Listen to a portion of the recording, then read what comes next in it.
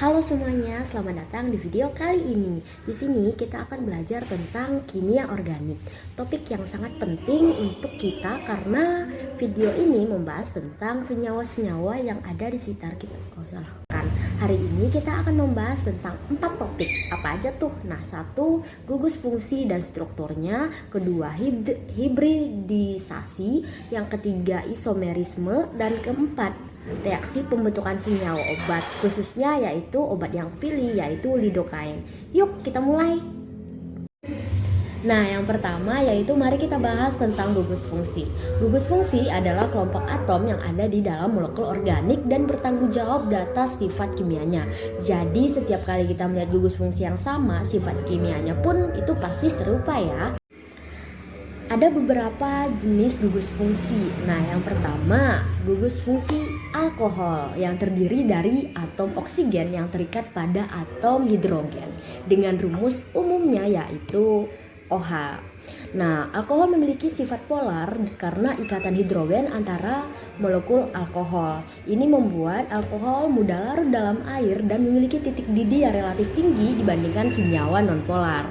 Nah, contohnya ada pada etanol C2H5OH yang ditemukan dalam minuman beralkohol.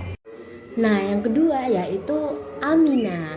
Amina mengandung gugus amina yaitu NH2 yang terdiri dari satu atom nitrogen yang terikat pada dua atom hidrogen. Nah, amina bersifat basa karena nitrogen memiliki pasangan elektron bebas yang dapat menerima proton H positif. Oleh karena itu, amina dapat bereaksi dengan asam membentuk garam amonium. Contohnya yaitu pada metilamina CH3NH2, amina primer memiliki satu gugus metil yaitu CH3 yang terikat pada nitrogen. Nah, amina ini juga mengandung gugus amina ini juga bereaksi dengan asam untuk membentuk garam amonium. Nah, yang ketiga dari gugus fungsi yaitu aldehida. Nah, aldehida ini mengandung gugus karbonil yaitu C-2O yang terikat pada atom hidrogen yaitu H di satu sisi dan pada atom karbon lain di sisi lainnya. Nah, hal ini sangat relatif karena karbon dalam gugus karbonil memiliki ikatan yang mudah diputus. Senyawa ini mudah teroksidasi menjadi asam karboksilat. Nah, contohnya itu ada pada formaldehida yaitu CH2O yang digunakan sebagai pengawet dan asetildehida CH3CHO yang ditemukan dalam alkohol. Nah, yang selanjutnya yaitu gugus fungsi keton. Nah, keton ini juga mengandung gugus karbonil yaitu C-2O. Tetapi karbonilnya tersebut terikat pada dua gugus alkil atau aril. Nah, keton lebih stabil dibandingkan aldehida karena tidak ada atom hidrogen yang terikat pada karbonilnya. Mereka sering digunakan dalam berbagai industri seperti pelarut. Nah, contohnya yaitu pada aseton yang banyak digunakan sebagai pelarut dalam industri kosmetik dan pembersih. Keton ini tidak terlalu reaktif dibandingkan aldehida, tetapi tetap bisa terlibat dalam reaksi edisi terutama dalam senyawa nukleofilik. Nah, selanjutnya ada asam karboksilat. Nah, asam karboksilat memiliki gugus karboksil yaitu COOH yang terdiri dari gugus karbonil yaitu C-2O dan gugus hidroksil OH yang terikat pada atom karbon yang sama. Nah, senyawa ini bersifat asam karena dapat melepaskan proton H positif dari gugus OH. Nah, menghasilkan ion karboksilat yaitu RCOOH-. Nah, contohnya yaitu asam asetat yang memberi rasa asam pada cuka. Nah, yang selanjutnya yaitu ester. Ester terbentuk antara reaksi karboksilat dan alkohol dengan rumus umum yaitu COO. Gugus ini memiliki karbon yang terikat pada atom oksigen dan kemudian terikat pada gugus alkil. Nah, ester ini sering memiliki bau yang menyenangkan sehingga sering digunakan dalam industri parfum dan aroma. Mereka adalah senyawa nonpolar dan pada umumnya tidak larut dalam air. Contohnya yaitu pada metil asetat. Nah, terakhir ada ether. yang memiliki rumus O, di mana dua gugus alkil terikat pada satu atom oksigen. Ester stabil dan tidak teroksidasi. Dengan contoh yaitu dietil. Ether yang digunakan sebagai pelarut dan anestesi. Setiap gugus fungsi ini menentukan reaktivitas dan sifat fisik senyawa yang mengandungnya serta memainkan peran penting dalam reaksi kimia. Nah, setelah sebelumnya kita telah membahas tentang gugus fungsi dan strukturnya, sekarang kita bahas tentang hibridisasi. Nah, apa sih hibridisasi? Nah, hibridisasi adalah proses penggabungan orbital atom untuk membentuk orbital baru yang lebih stabil. Nah, dalam kimia organik kita mengenal 3 jenis hibridisasi. Nah, yang pertama yaitu sp, yang kedua sp2, dan ketiga yaitu sp3. Nah, yang pertama yaitu hibridisasi sp. Hibridisasi ini terjadi saat suatu orbital S dan satu orbital P bergabung. Hasilnya bentuk molekulnya lurus atau linear dengan sudut 180 derajat. Contohnya adalah etuna yaitu C2H2. Ini adalah struktur molekul etuna atau C2H2. Di sini kita lihat ada 2 karbon yang saling terhubung dengan 3 garis di antara mereka. Bagian yang kulingkari ini adalah ikatan rangkap 3 antara karbon-karbon yang terdiri dari 1 ikatan sigma dan 2 ikatan pi. Ini membuat molekul ini berbentuk lurus. Setiap karbon juga memiliki 1 ikatan tunggal ke atom hidrogen. Karena bentuknya lurus seperti ini, sudut ikatannya adalah 180 derajat. Ini kenapa molekul ini menggunakan hibridisasi sp. Nah, kalau ini adalah struktur molekul etana atau C2H4. Di sini kita lihat ada 2 atom karbon yang terhubung dengan 2 garis.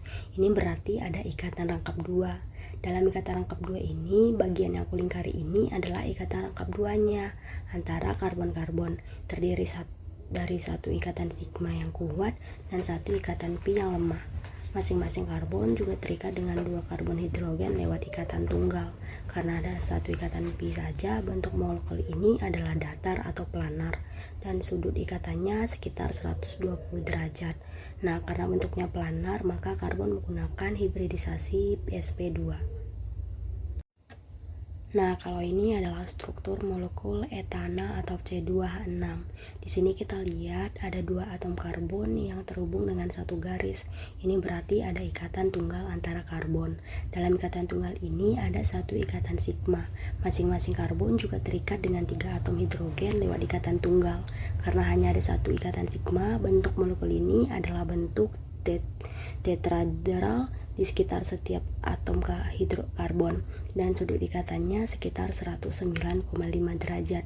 Nah, karena bentuknya tetrahedral ini, maka karbon menggunakan hibridisasi sp3. Nah, selanjutnya yaitu nomor 3, isomer itu apa sih? Nah, isomer adalah senyawa-senyawa yang rumus molekulnya sama, tapi susunan atomnya berbeda. Nah, karena strukturnya beda, sifat fisik dan sifat kimianya juga ikut bisa berubah. Nah, jadi di sini ini adalah contoh isomer C7H16 dan gambarnya. Yang pertama yaitu 2 metilheksana, kedua 3 metilheksana, ketiga 2,2 dimetilpentana, keempat 2,3 dimetilpentana, kelima 2,4 dimetilpentana, keenam 3,3 dimetilpentana, ketujuh 3,4 dimetilpentana, ke-8 yaitu 3 etilpentana. Ke-7 3,4 dimetilpentana, ke-8 yaitu 3 etilpentana. Nah, setelah membahas tentang isomer pada C7H16, kita lanjut ke isomer C6H14O pada alkohol dan eter. Nah, yang pertama dulu pada alkohol, contohnya yaitu A1-heksanol, B2-heksanol, C3-heksanol, D3-metil 1-pentanol, E3-metil 2-pentanol, F 2-metil 2-pentanol, G 2,2 dimetil 1-butanol, H 3,3 dimetil 1-butanol, I 2,3 dimetil 1-butanol. Nah, setelah membahas tentang isomer pada C7H16, kita lanjut ke isomer C6H14O pada alkohol dan eter. Nah, yang pertama dulu pada alkohol, contohnya yaitu A1-heksanol, B2-heksanol, C3-heksanol, D 3-metil 1-pentanol, E 3-metil 2-pentanol, F 2-metil 2-pentanol. Nah, selanjutnya yang terakhir, aku akan membahas tentang senyawa obat lidokain. Mulai dari sejarah penemuannya, struktur, sifat fisiokimia, farmakokinetika, hingga cara sintesisnya. Lidokain ditemukan oleh Nils Lofgren di Swedia pada tahun 1943. Secara kimia, lidokain dikenal dengan nama 2-ditelamino N2,6-diteldipenyl acetamide.